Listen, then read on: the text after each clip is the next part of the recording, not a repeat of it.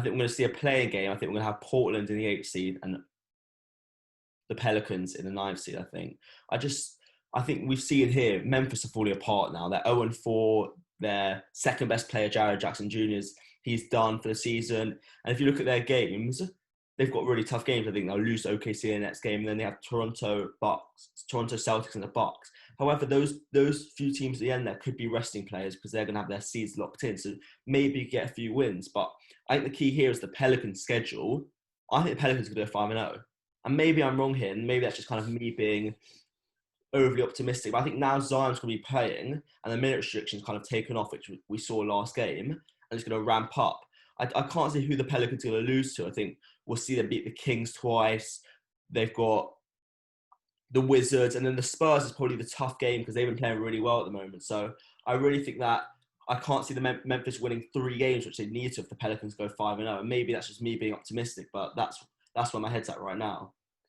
Yeah, well, for me, as you know, I was back in Jar the whole way before COVID came around, and now as I look at it, the Pelicans have the easiest schedule by a mile. They got the Kings. They've got some really good games that they can go and take advantage of, and with the Grizzlies, they're just really not playing well. The best team for me would be the Blazers, but their games look very hard as well. So I think it is going to be really hard. There are 3 teams in there. But if I had to give it to someone, it would probably still be Portland, just because I don't trust Gentry at the moment. And it just I don't know if Zion, how many minutes he'll still be playing. And they had that the first game against Utah when they had that 14-point lead or whatever, and they blew it. So I don't really trust them yet. So that's why I've got Portland taking over Memphis in the 8th seed.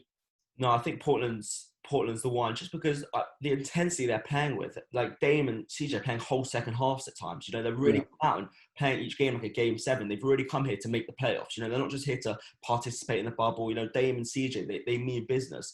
And Nurkic, who was out for ages, looks great. He really does look great, and he adds such a different dimension to them.